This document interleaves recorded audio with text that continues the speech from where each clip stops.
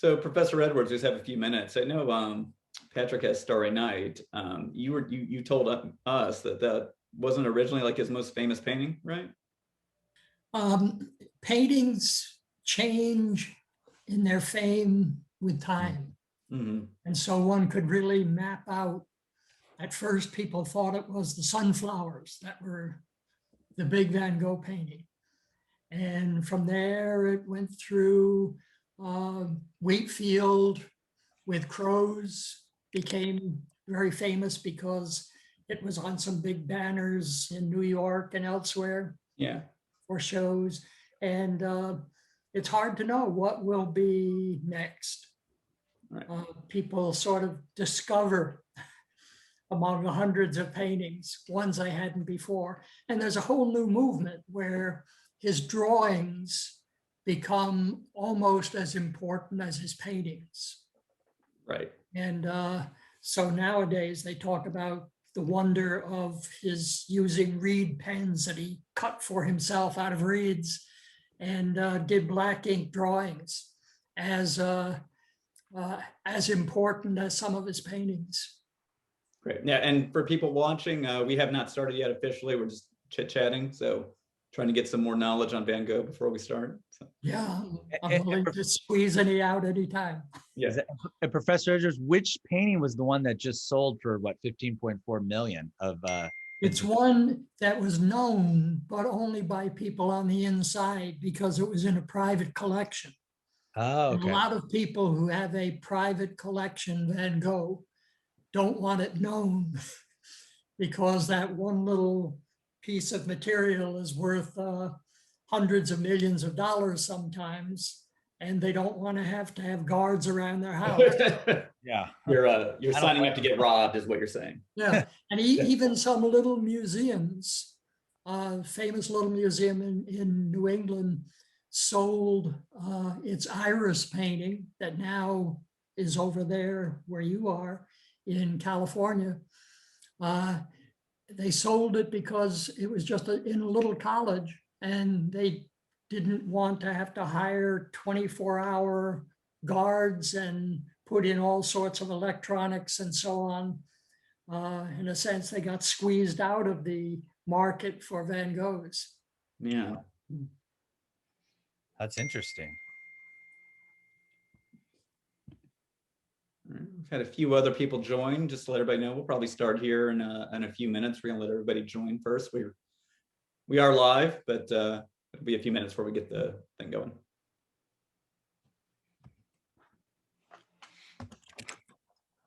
And for the people who have tuned in, think of some questions because you don't want just Patrick and I talking the whole time. You get Professor Edwards who knows Van Gogh like the back of his hand. So if you have questions about Van Gogh, the movie, please feel free to ask during the seminar that we're doing. Or type them in the comment section as well. Type them in the comment section. Yeah. Thank you, Dave. Sure.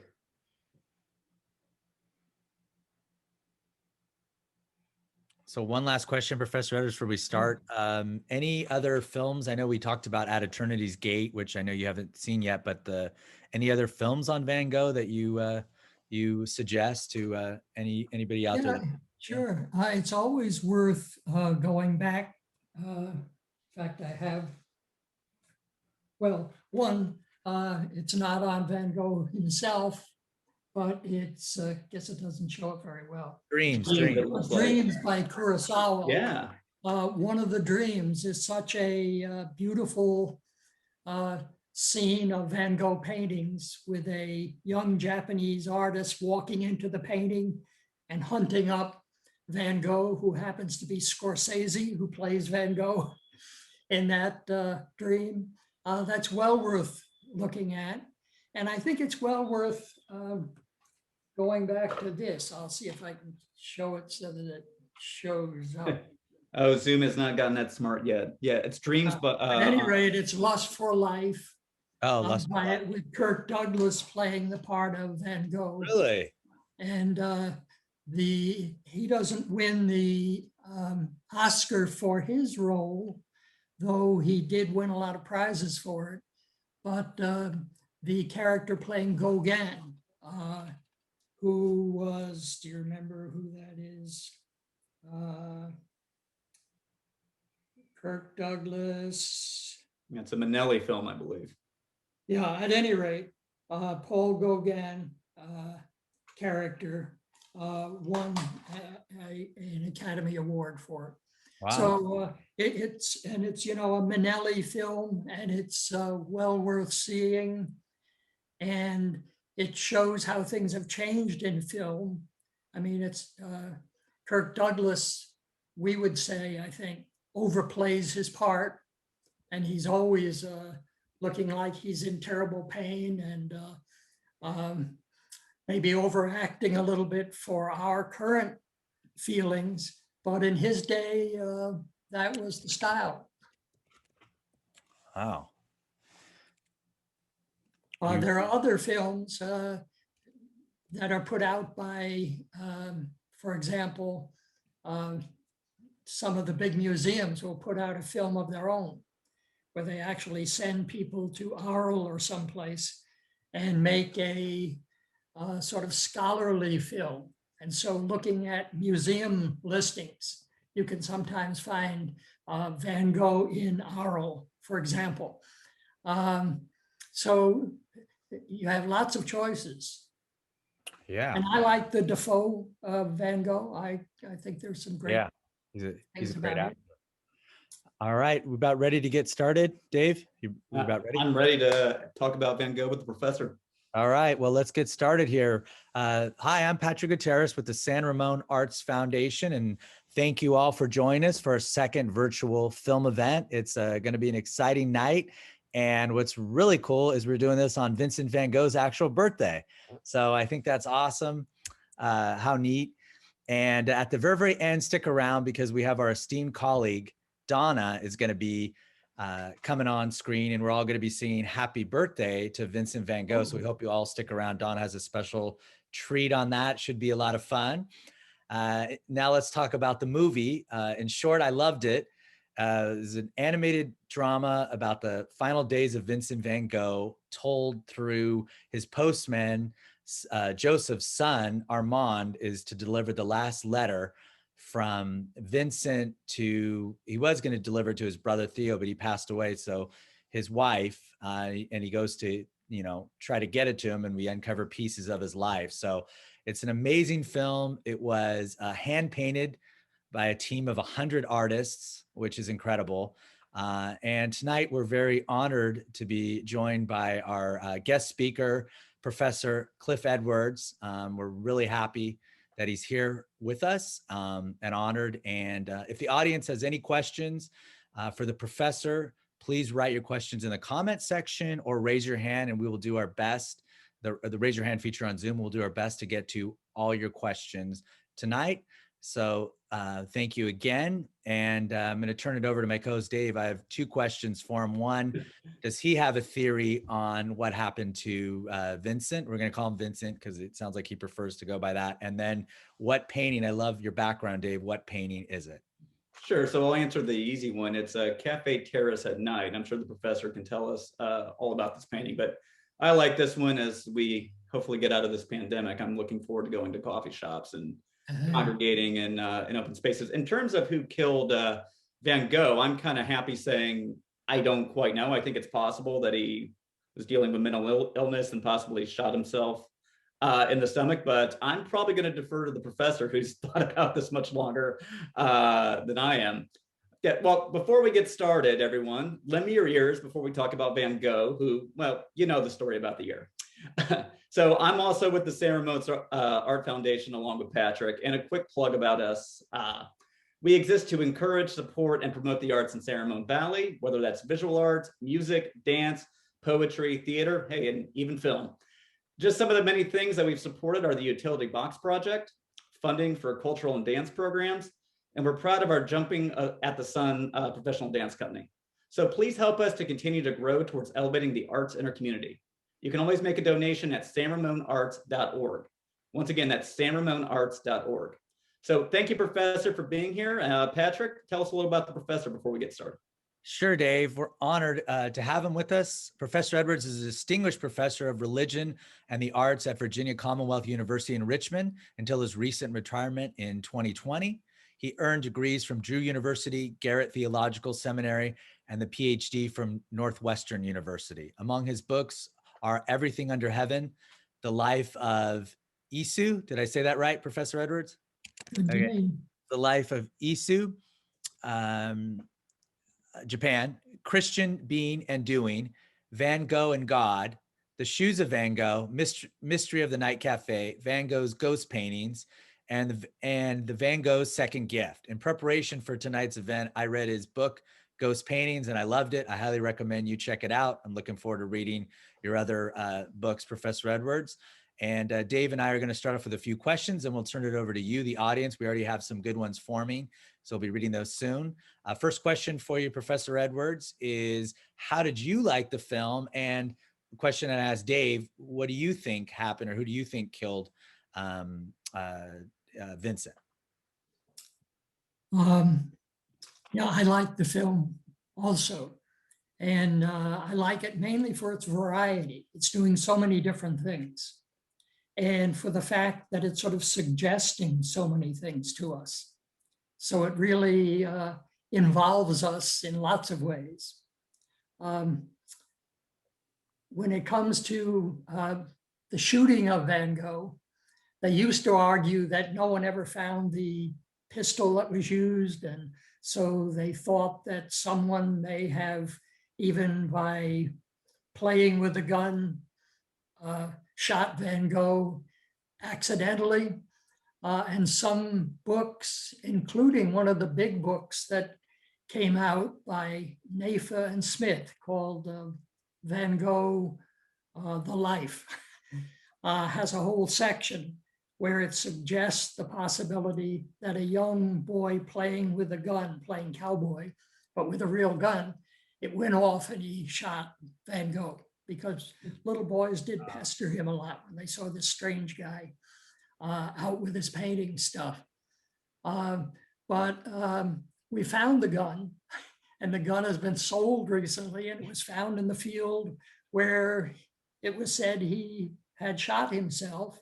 It had just gotten covered over. It was a farm field, but it was dug up. My own view is the simple one. Van Gogh was still alive for a day and a half. The police came and talked to him. Friends came and talked to him. His brother talked to him. In all cases, he said, yes, I shot myself.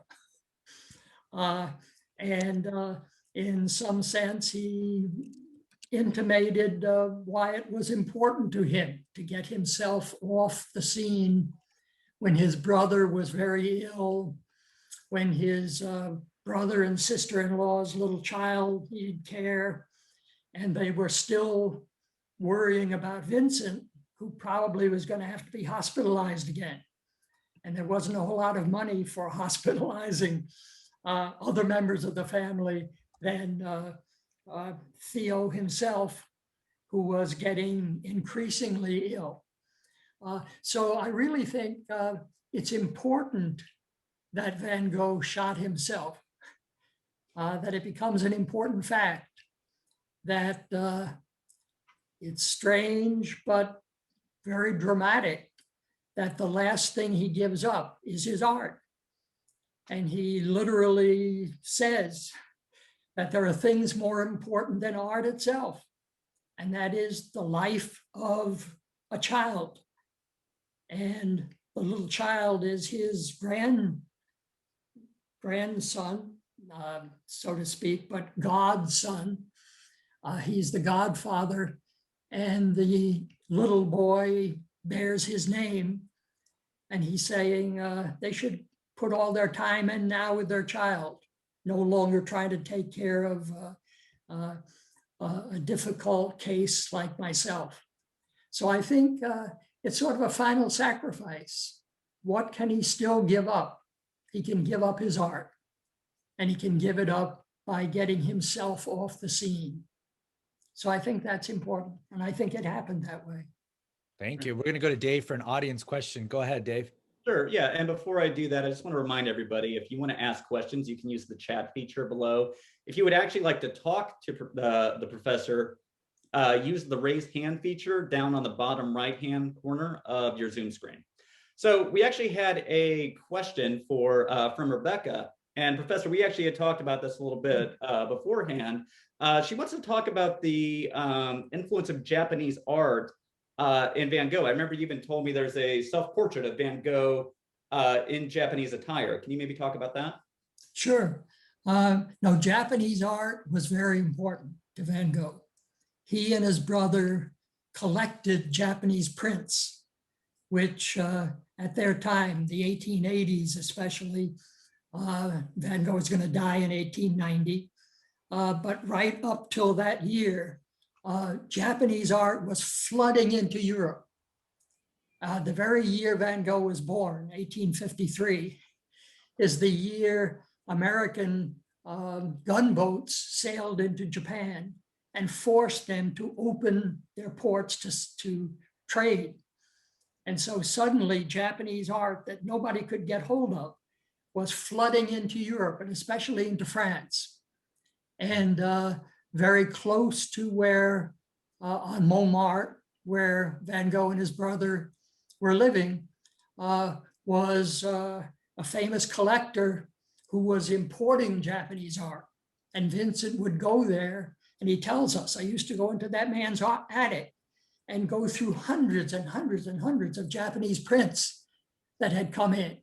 And he said, I couldn't afford the really good ones, but I could afford the ones that I knew ought to be purchased by us. That is, they weren't quite so flashy, but they were in fact tremendous art. So Van Gogh himself started a collection. There's a regular book on the Japanese prints in the Van Gogh collection, big book you can get. Often at the Van Gogh Museum in Amsterdam, one whole floor of the museum is given over to the prints that were collected by Vincent and his brother in Japanese art. Those works were called ukiyo-e. A means a picture. Ukiyo means floating world, the floating world pictures. And that means those Japanese who wanted to picture ordinary life the way it just flows like a river. And so these prints are about people working in the fields, people traveling from one town to another, people out in a snowstorm, and you've seen them. I mean, I have a lot of them around my own home. So these prints that were made from wood blocks were tremendous works of art. And they showed ordinary Japanese life, unlike the Japanese art you often see that is filled with all sorts of gold paper and color and birds and so on in rich plumage and so on. Ordinary Japanese prints were so inexpensive that the first Europeans to see them saw them when they brought tea into their country.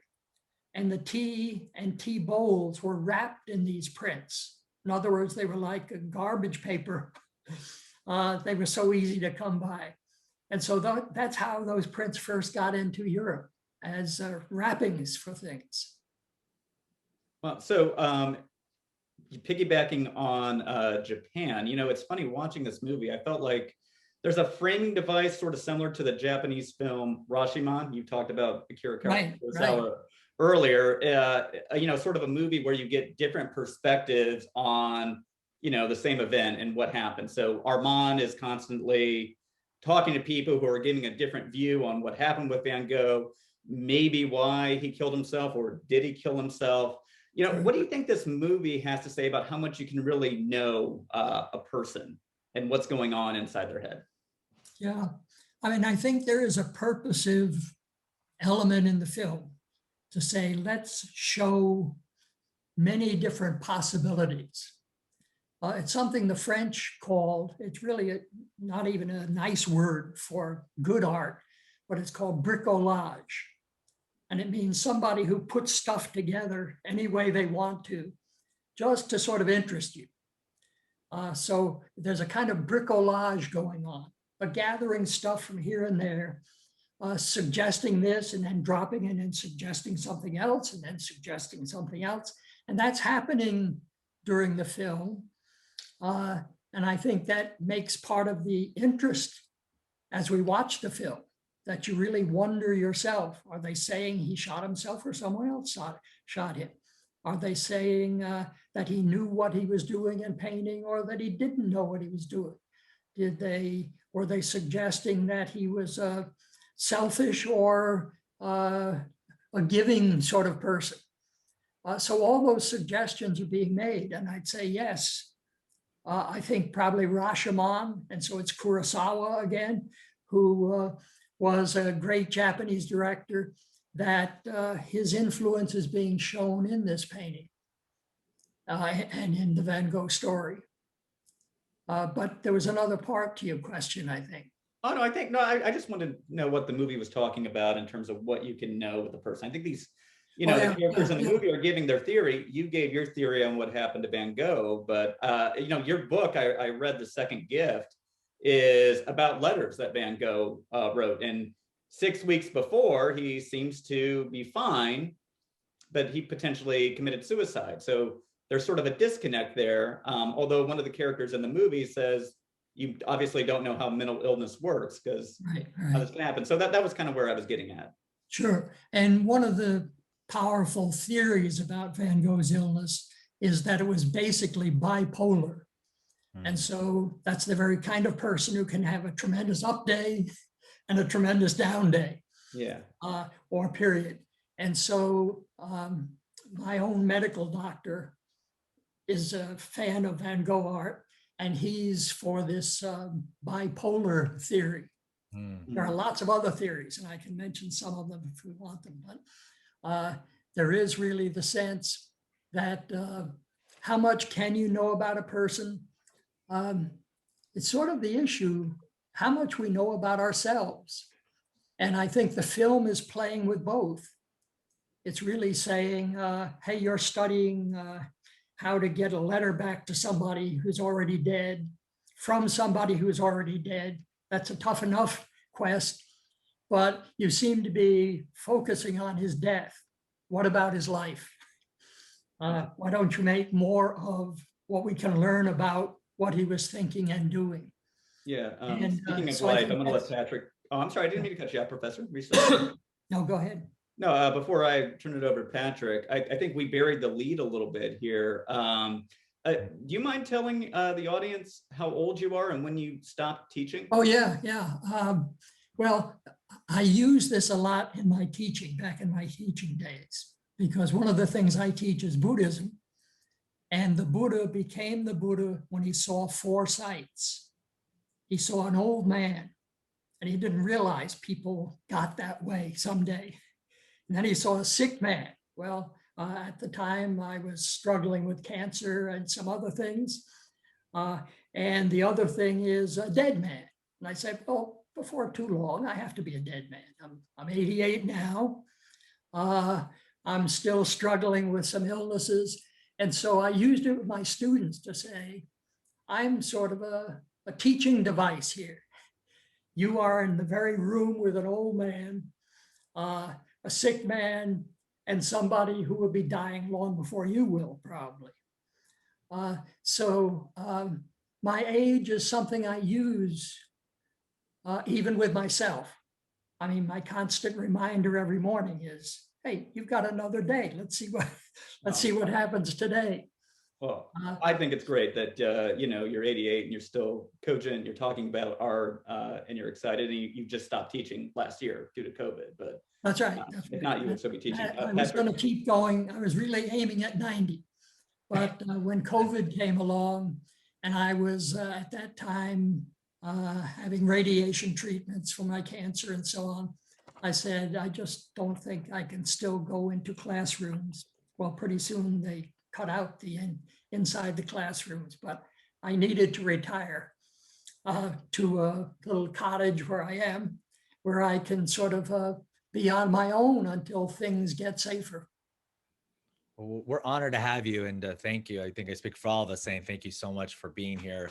You're a gem of knowledge. So before I ask my question, Joyce from the audience had a comment, a very good comment. She said he gave up his life for others. What you were talking about. I don't know if you want to elaborate on her comment or if you want to add anything, but it is a great point. Yeah, no, that's right on. I just reviewed a book on Van Gogh. And my main criticism of it was a book about Van Gogh's reading, that he read everything he could get hold of. Books were as important to him as art. And in fact, he has a whole letter that says, if you love Rembrandt, you should love as much Shakespeare.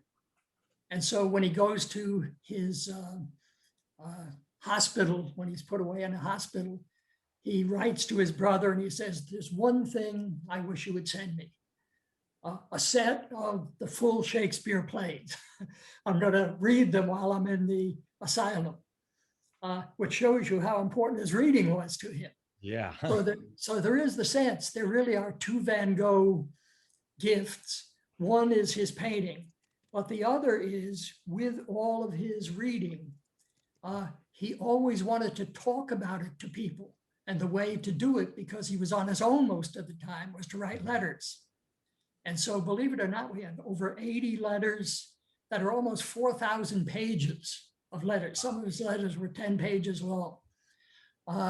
And his brother, thankfully, saved every single letter, even if it was just a note. And so his brother dies within a year of him. And the wife, Johanna, a nice Dutch young woman who has just had a child, she names after Vincent van Gogh. She saves every letter and spends the rest of her life trying to translate those letters. She was a literary person and translated, and to get them published.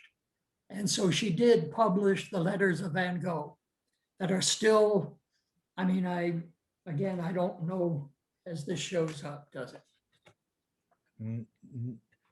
Oh, it shows up. Yeah, shows up a little bit. And Van Gogh letters.org. That's it. Yeah, thank you. The most important thing I think you could take away from this, if you want to learn more about Van Gogh, is his second gift was beautiful letter writing, powerful thoughts, sometimes way off from what you might expect. But by going to that site, every letter is not only translated for you from French into English and German, but the actual letter itself is there for you, the facsimile. And I actually have a Dutch friend who says, when you read a Van Gogh letter, see the facsimile, because Van Gogh painted his letters rather than just write them. And he does change depending upon what he's trying to get across.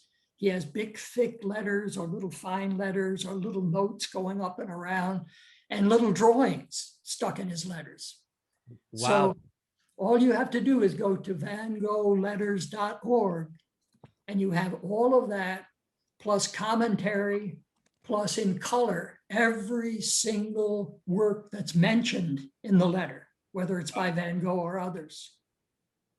That's amazing. We have a comment here before I ask my question. We have a comment from Susan saying it looked like Van Gogh ended all of his letters the same way. Was there a particular meaning behind how he signed off his letters? In the sense, the movie sort of plays on You're it. loving Vincent. Yeah. So he says, you're loving Vincent. Now, he doesn't always do that, but it's often enough that they're playing with it for the film. So they are being a little bit playful, and they want to enter a little humor and openness, because Van Gogh himself had a good sense of humor. And so to say loving Vincent, meaning us loving him, rather than you're loving Vincent, meaning him talking about himself writing to his brother is a nice play, I think, that they use. Yes, and I'm going to ask. Thank you so much, Professor. I'm going to ask you my question, then we'll send it to Dave. He's got an audience member question Sure. that he wants to read. But I do want to ask you on your response right now to me and Dave were talking about it the other day. I think in San Francisco they're having a Vincent van Gogh exhibit, and there's dozens of Van Gogh exhibits around the country and abroad. What is your? Do you have any thoughts on that and how it influences the film? I'm always surprised, because I'm 88, I guess, how little people follow history. That is, once upon a time, there were particular kinds of paintings that we call panoramas. And you can still see some panoramas around the United States. That is, they're big paintings that surround you, and you go into a room and you can sort of follow this huge painting done maybe by many artists, so that you can see a certain battle of the Civil War.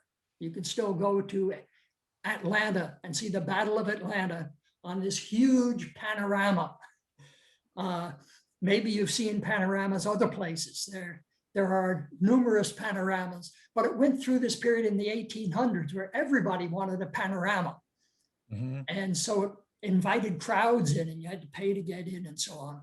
Well, that's what's going on now. It's a new panorama period where we're doing these huge scenes where Van Gogh paintings sort of fly apart and flow and move up and move down. And either some of them have some good music in the background, some of them have metallic sounds and things to shake you up a little bit. I have mixed feelings about them, just as I would about the panorama. Mm-hmm. The panorama was trying to get people interested in seeing art by seeing something that interested them, like a big battle scene, or the fight for the city of Atlanta during the Civil War, or who knows what. But there's something peculiar about it. That is, I was starting to write an article on the extravaganza. Is the extravaganza the death of Van Gogh?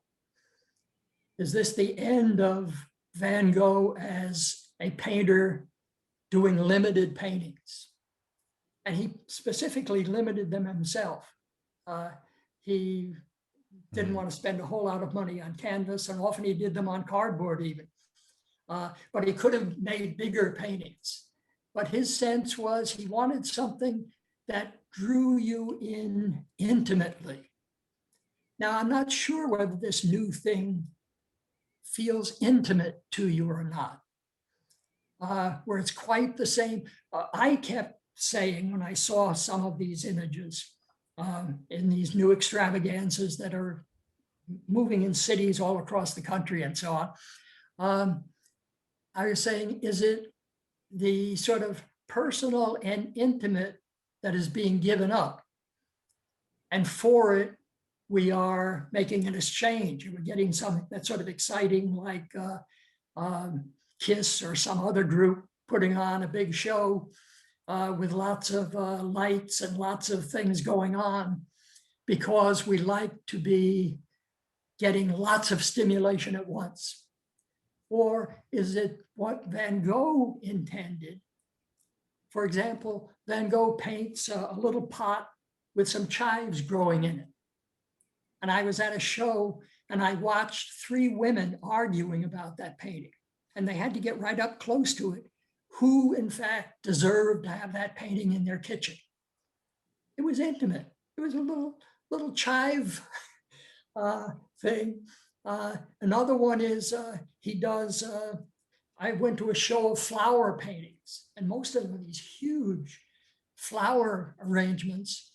And Van Gogh more often did a couple of daisies We have it at the Van Gogh Museum in our town. It's one of the paintings that's owned. It's just a little pot with two little daisies in it. And it was at that same exhibit. And I was saying, it had an intimacy where you almost wanted to move into that pot and touch the daisies, whereas these huge arrangements sort of turned me off a little bit. So again, I'm open. I'm still trying to figure it out. Yeah. How much is all that motion and lights? And it's not showing the Van Gogh painting anymore. For example, the painting behind me right here, Night Cafe, it shows up in pieces and it starts floating and it opens up and a piece of it is here and a piece is there and a piece is up on the second floor and a piece is down on the first floor. And then they flow around a little bit. And I'm saying, no, Van Gogh wanted this to be an intimate scene where you feel yourself walking into it. And so he's painted it that way. The floor takes you right in. And at the back of the painting, you see a lit up room in the back. And he wants you to have the sense that you could almost move into it. But he wants you to do the intimacy part rather than all these lights and so on. I think they are not intimacy anymore. I think they are something else. Maybe it's something we need. I don't know.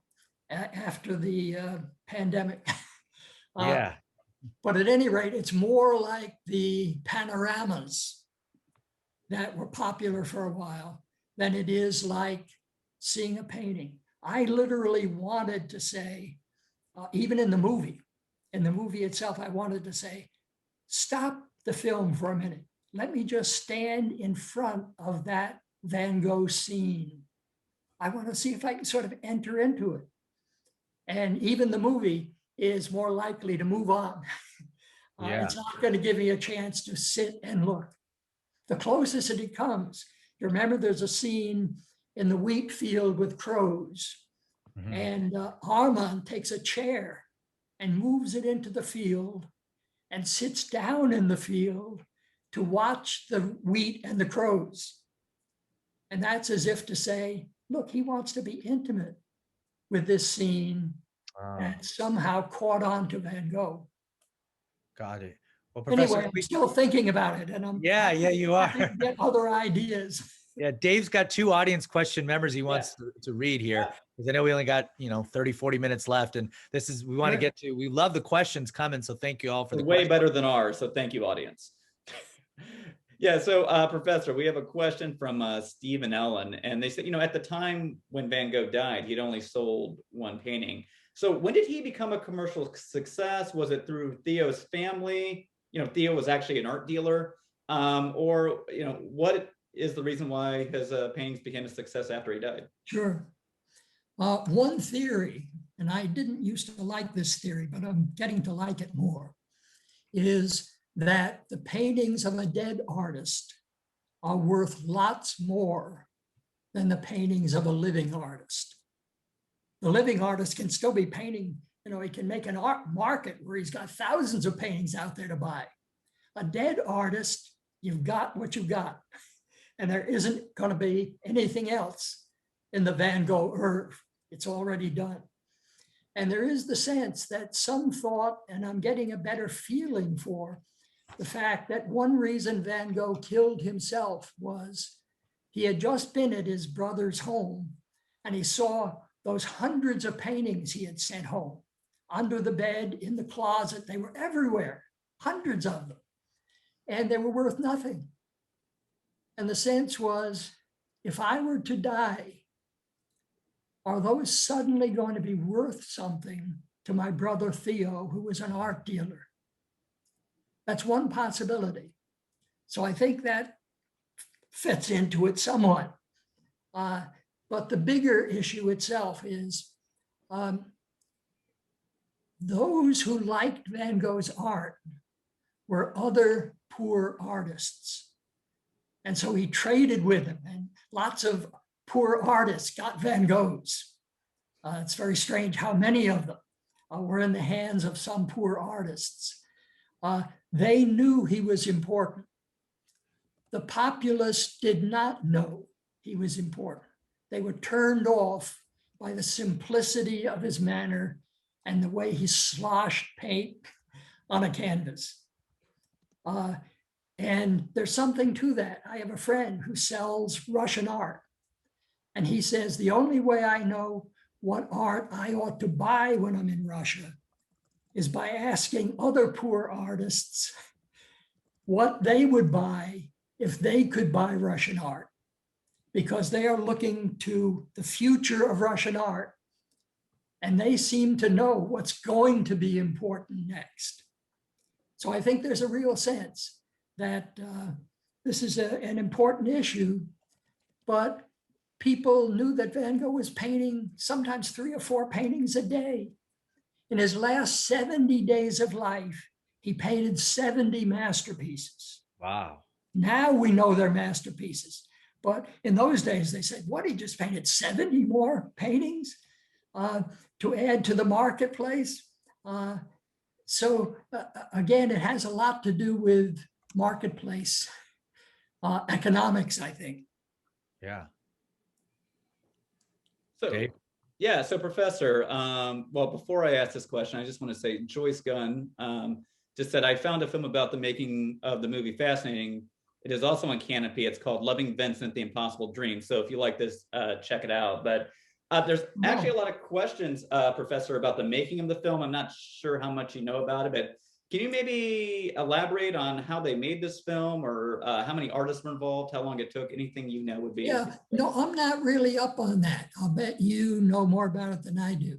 I've read some of the stuff that those in charge of the film say about it. Right. And it's interesting, but it's interesting because it has so many things going at once. Right. I mean, the fact that it also has some people acting out some scenes, and that it has some dark moments that aren't in the painting at all, and so on. So I like the fact of what I call bricolage, that they're trying to give us lots of choices to make, because they're saying, we want to bring you into the issue so you can make your own mind up about all these things. Yeah. And I think that's part of the good part of the movie. Yeah, sorry to cut you off, Professor. So Patrick, I think I had read something that, they took over 100 artists on this. It looks like they shot some actors against green screen, used them as kind of models, maybe similar to rotoscoping, if anybody's ever heard this term. But so that's kind of my limited understanding. It's kind of beyond my technical expertise. Patrick, any thoughts on that before you go into your question? Just saying what you said, over 100 hand-painted artists. I think from what I heard on the production of the film, it was one of the first, if not the first, that's ever done it by hand painting at the time. So that's fairly very impressive. And so I'm sure it took some time. I don't know the exact amount, but thank you for that question. We have some more questions. We're getting great questions tonight, Dave, from everybody, So one question from Rebecca, Professor Edwards, is, did Dr. Gashay take a lot of Vincent's paintings? Because the movie kind of leaves you believe that. And did that actually happen? Yes, it actually happened. I mean, it was like during that funeral scene, right? He's like literally, as soon as the funeral. Oh yeah, he's gathering them up, and he's having his son carry some of them out. No, he was collecting as many as he could. He was tremendously impressed by Van Gogh's painting, and he collected paintings anyway, and he had a house full of them from various people. But I think he wanted as many Van Goghs as he could get. And Van Gogh was really interested in painting and what happens when you paint, and less interested in the ownership of his paintings. I mean, the peculiarity is, I can mention several places where he'd be at a pub or a cafe, and he would just leave paintings. And there were cafe owners who had as many as a dozen of his paintings years later, when collectors are starting to go around and offering the equivalent of $10 for a Van Gogh painting, and we're buying them that way. The family of the postman, Joseph Roulin, that family owned at least a dozen Van Goghs. Really? Just a relatively poor family. They had them up in their walls because he painted everybody in their whole family, Wow. plus some other paintings he gave them. But as soon as collectors started going around, imagine it would be hard to hang on to those, even if they were just offering you $20 for a painting. It was $20 more than you had, Yes. and you weren't a wealthy person. Yes, Professor. So we're actually going to go on screen to, we have a question from the audience, Sure. Joyce. Can we bring her on screen, Donna, to ask Professor Edwards his question?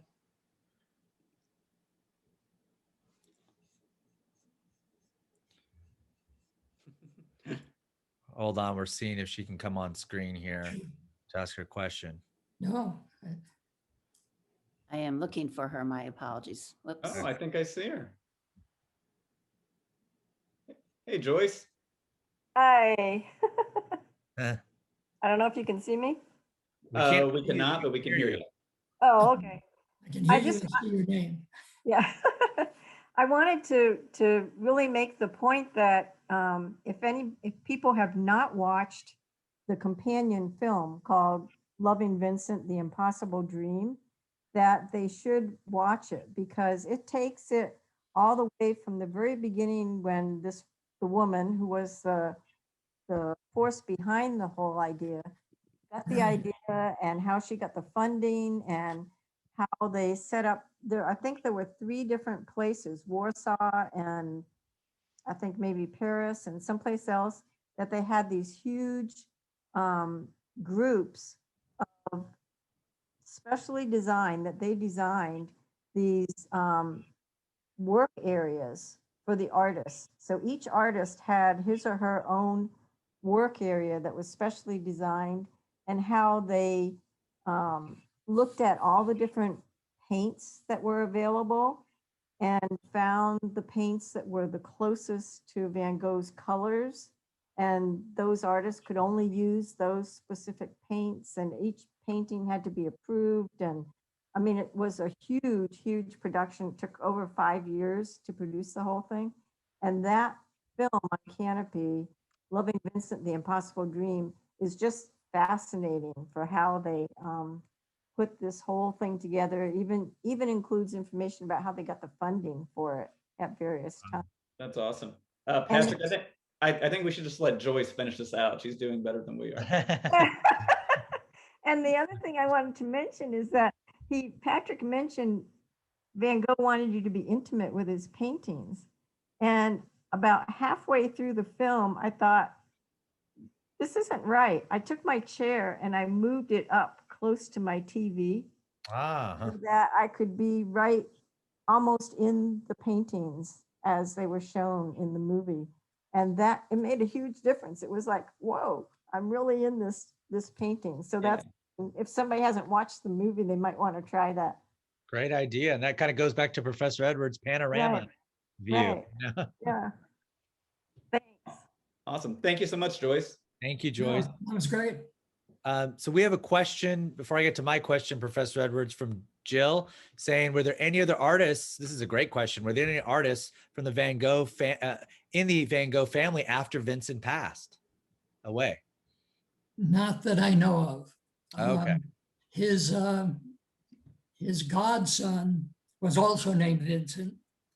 When everybody else was dead in the family line and there was still this godson, the godson became an engineer, but he did what his mother was doing. I mean, his mother, Johanna, was the saint in all of this. She kept the collection.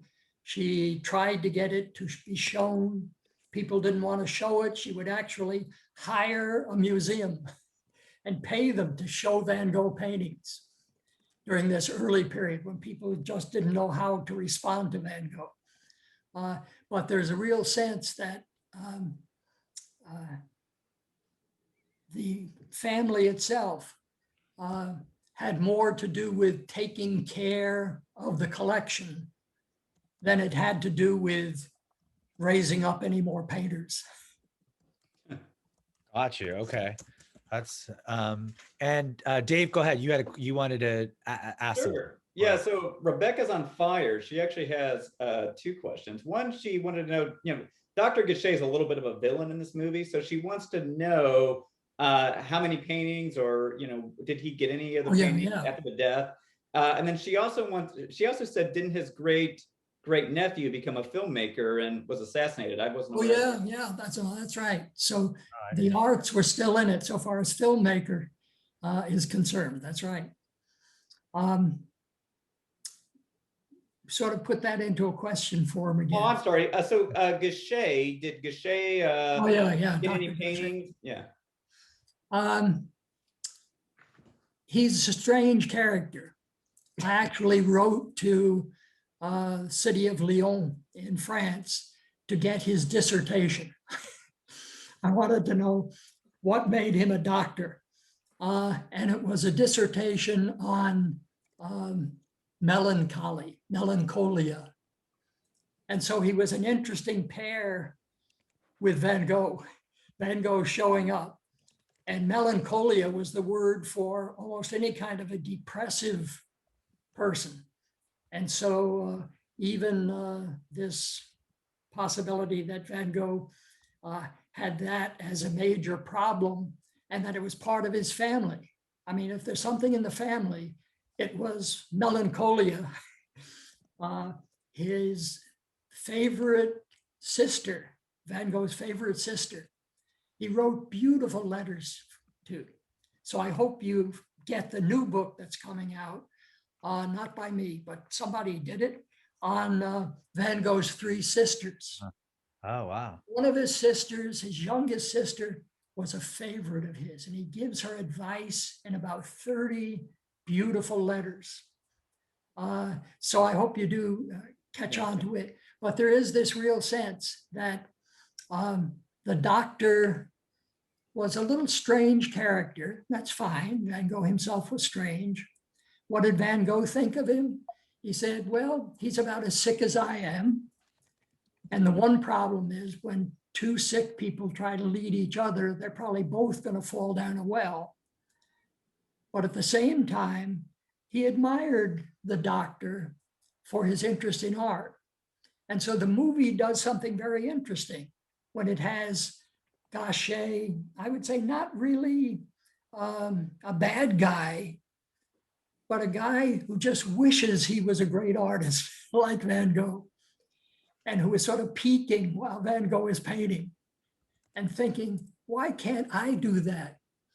And that there's some real sense that the twist that occurs with Dr. Gashay is that out of maybe envy, he says to Van Gogh the one thing he shouldn't have said, that your brother is sick and you keep pushing him for money so that you can paint. Right. You realize how much you have done to push his sickness over the edge. And then he suddenly, at the same moment, realizes what he's done. So do you remember that scene? He sort of runs after Van Gogh. He says, no, stop. I didn't mean it that way. But there is the sense that the movie is suggesting that those who wished they had the possibilities that Van Gogh himself seemed to have were part of the group that didn't really accept him, and in a sense were sort of envious of his ability to paint. Maybe that was in there somewhere. Maybe that's a good suggestion they made. Interesting. Because you remember. Oh, go ahead, sir. Didn't mean to interrupt. I was just going to add one more thing, that Sure. this idea of remembrance and guilt are a tremendous part of the film. I like the film's underlying thought at least as much as the technique they're using for it. Yeah. That it's really suggesting that remembrance and trying to go on a quest to reconstruct someone's life is something we all try, and none of us have a whole lot of success with. It's sort of like Marcel Proust's book on remembrance, trying to remember things past. And Proust has this wonderful line, if you can go through the 3,000 pages of his novel, but he does finally say, when you do remember things, realize you're creating them. That is, our memories are really creations of ourselves. Now, hopefully they do match something that was happening, but even more so, they're a creative act. So when you remember someone who you were fond of, you are recreating them in the present time. And that's a beautiful act in itself. And I think the film is trying to get at that. These people who were searching for Van Gogh were, in a sense, creating a Van Gogh that, in fact, hopefully had truth to it, but also was part of their own intimate reaction to his work. Yeah, you're not plugging your work enough, Professor. You mentioned letters from the sister. There's a book that you can check out called The Second Gift by Cliff Edwards, if people want to know more about that. Yeah. A quick note on it. It has more errors in it than any other book I've done, but I still like it. I was doing the book while I was having my radiation treatments. Well, and I had to get it done. I had to get it done so that they would have the publication date work. And I told them, I just don't think I can do it. It's a little too tough on me at this point. And they said, no, do what you can do. So at least one of the drawings in it is upside down. So do notice that. I didn't notice it at the time. A couple of lines are messed up here and there, but I still love the book because it came through some tough times, but it picks about 40 letters of Van Gogh and picks out some beautiful thing Van Gogh says in each of those letters. And it moves me even to read it, because I'm not reading me, I'm mainly reading Van Gogh's words that I'm lifting from one of his letters. And I think it's a great way to see his second gift. His second gift, some like W.H. Auden said he would have been a great writer if he hadn't been a great painter. We got two more audience questions, and I have one more question, and then we'll go to our happy birthday for Vincent. Ooh. Two audience questions we want to get in really quick here are one of them. Let's see here. Claire asked, have you seen any of Van Gogh's paintings up close? A friend of mine said she could see his fingerprints in some of the paintings. Do you have a comment on? True. No, that's true. And even as with a couple of modern artists, in a couple of his paintings, there are bugs who got on the paintings because he painted outdoors and then carried all his stuff home.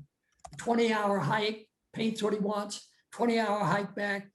Bugs got in it and they sort of move around in the paint, and you could pick some of that out. One of his earliest paintings he did on a beach during a storm, and he was painting a ship being pulled in. And you can still see it. It's one of his very first oil paintings.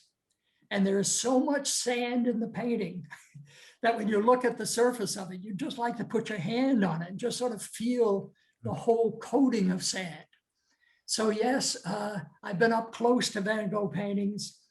I've wanted to get even closer, because if we could get out something that actually gave us some DNA, and because he did have them under his arms when he was going 20-mile hike, imagine maybe we could find out precisely what his illness was.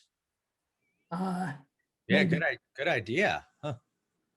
I mean, that's a good idea. Okay, so we have another audience question from Susan saying he seemed to give a strong impression in the lives of the women. Also, did he have sort of charisma / charm that they found appealing? No, I don't think he did. Okay.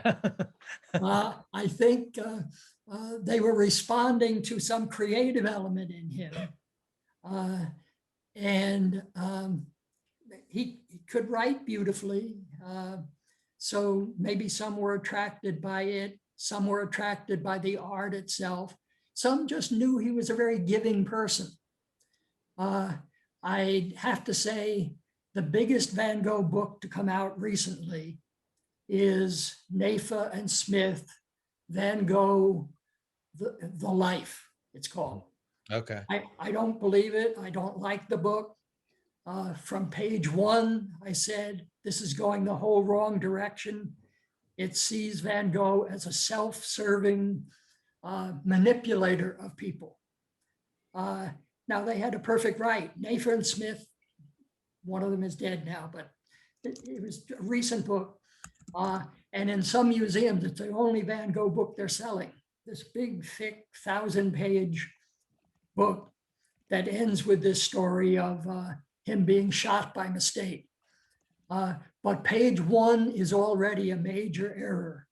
So all I say is, if you're going to buy that book, read page 1 first and see if you agree with its interpretation that Van Gogh basically was a person who had been ignored by his mother, was what they call a replacement child. She had already had a child die in childbirth, and that she refused to love or take care of her son, and that made him a self-serving sort of a guy.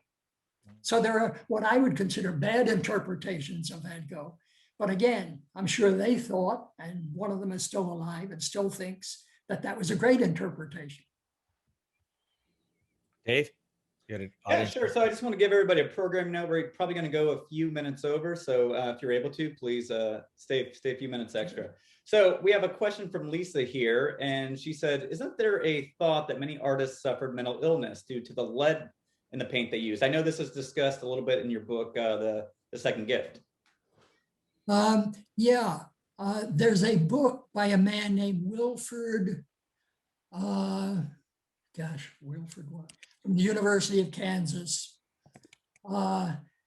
who takes all of the theories about Van Gogh's illness and tries to parse them out and see what the likelihood is. And he comes up with porphyria as the disease, and that's a metabolic disorder. And that Van Gogh had a lot of difficulty with what he ate or what he could eat, and he had this porphyria. And it's still very hard to diagnose. But others have 100 other theories. There's a hospital involved in the university where I was teaching, and I was always getting doctors calling me with their theories of what was wrong with Van Gogh. And they came up with lots of interesting ones. So there are lots of theories about what went wrong with him.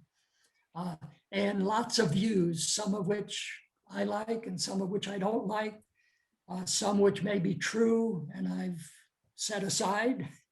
But I hope I have a few more years and maybe I'll come up with some new views on Van Gogh. Okay, well, my last 2 questions, and then we're going to go to the surprise here and sing happy birthday. One, it's a quick one. Do you think Vincent, I heard one of his paintings sold for a record 82.5 million. What would Vincent think of that? Do you think if he was alive today? And the last one, just to let the audience know, for people here in California, where could they go to see some of his paintings in California? Sure. Let's see, the first one, remind me.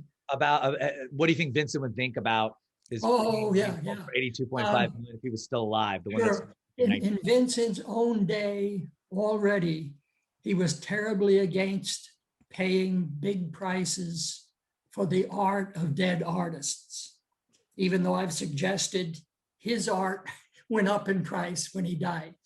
But there's a real sense, Vincent always insisted buy the work of living artists.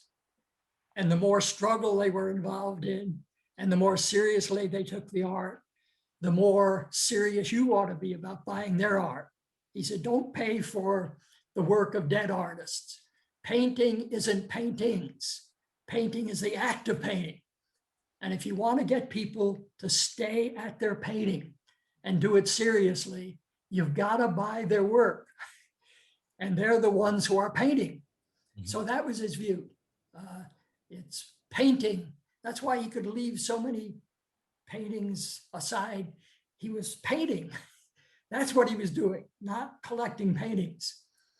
Now the second question was If I anyone, wrote down- if ever anyone wants to come see a Vincent Van Gogh paintings in California, where do you recommend, or where should they?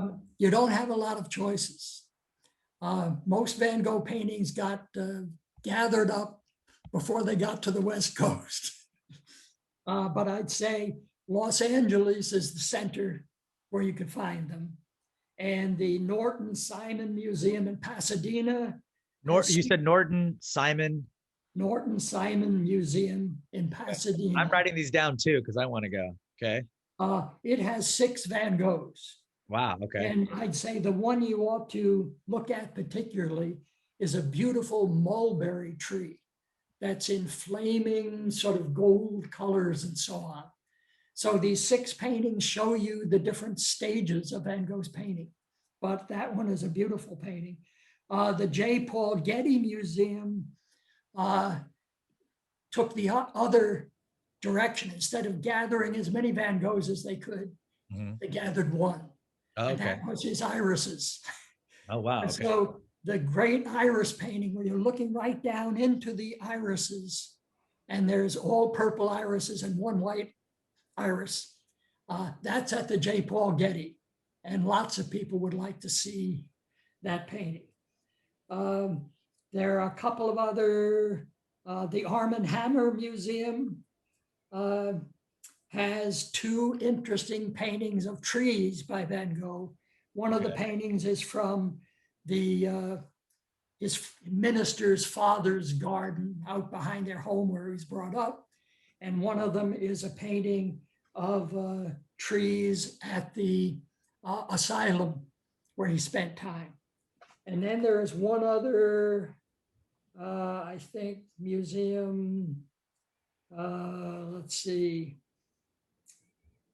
I guess I mentioned the Arm and Hammer. One, the Los Angeles County Museum has a couple of his sketches. Okay. LA County Museum. Yeah, so Yeah, and you we'll can be find sure a to bunch get of a- stuff there. Yeah, we'll be sure to get that list for you so we can share with anybody who wants to know. I think someone said they missed the last one. What was that? The last one. LA was- County Museum, right? LA Yeah, County. the county museum has 2 sketches, but nowadays sketches are considered very important. They Yeah. do beautiful sketching work. That's a good point. So thank you, Professor Edwards. We're going to unmute everyone Enjoyed here. every minute of it. Yeah. But don't go away yet, professors. We're going to unmute everybody here and then sing happy birthday to Vincent. We'd love to get the audience participation, but stick around. After that, we're going to wrap up and talk about our next event for the movie, The Farewell. So I'll be interested in hearing that too. yes. So Jenna, do you want to unmute and have Donna ready to do the singing with us? We are doing that as we speak. So we are allowing people to talk and asking you to unmute yourselves. So if you can do that, that would be great. And while we're doing that, I just want to say these questions were great, guys. Like we didn't get to half our questions, but your questions were all better than ours. So thank you. Yeah, and we could have done another hour and a half. So this was the time flew by, Professor Edwards. So, and the audience, great questions. So, I mean, this was just so entertaining. I can't believe, where did the hour go? Very quickly. Jenna, is everybody unmuted or is it still? I think no, not everybody's unmuted yet, but everybody has been asked to unmute. Well, I'm going to take my. And you're mute. Yeah, get your cupcake. Yeah, your singing voice won't be worse than mine. So don't.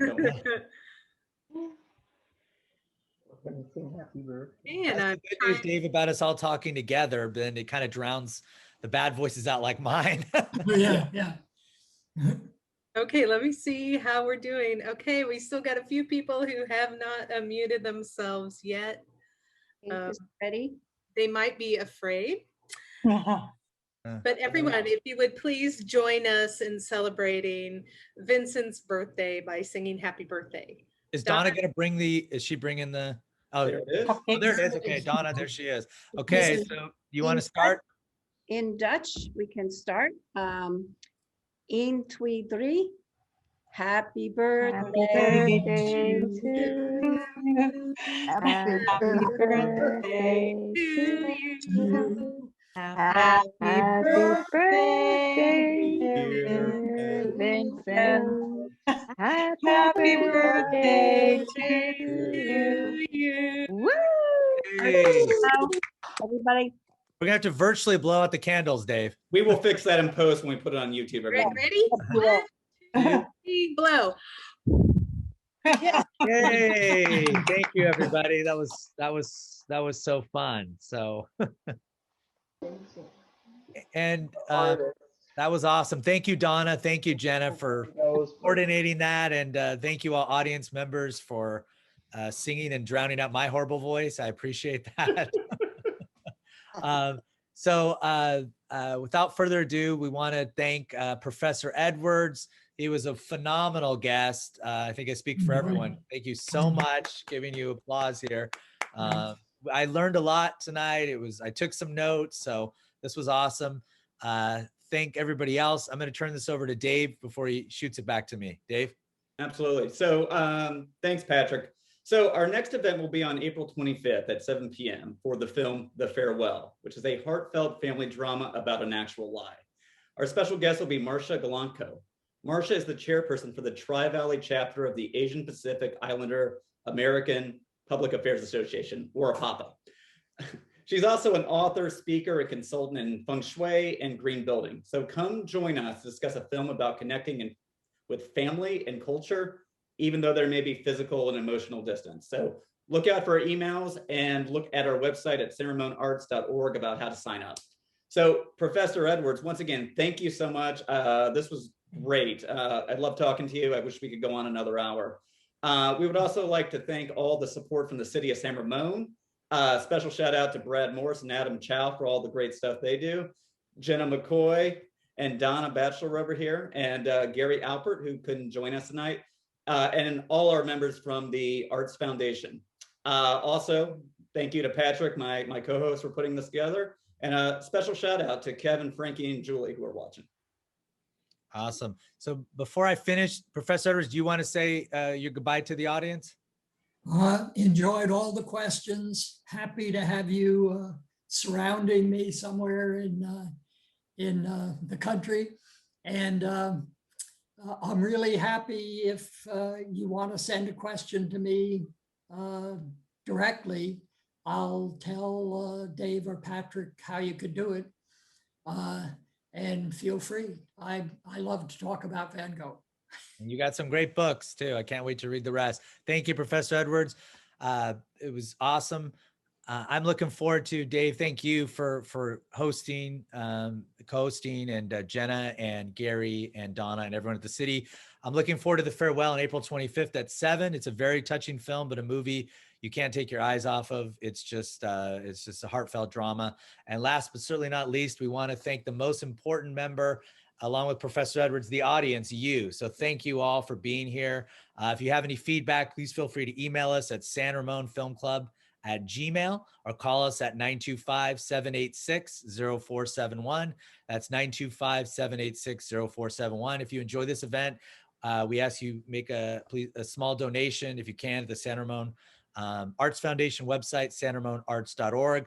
A survey is going to be coming out very soon. We hope you take the time to fill that out and give us your feedback there. We really appreciate that. And that's it. So me and Dave just want to say, take care, everyone. Be safe, and we'll see you. See you next month for the farewell, guys. Take care, For the everyone. farewell. Yes. Yeah, Bye, farewell until the everyone. Thank you. farewell. Bye, Professor Edwards. Thank you. Bye. Bye, sir. Bye.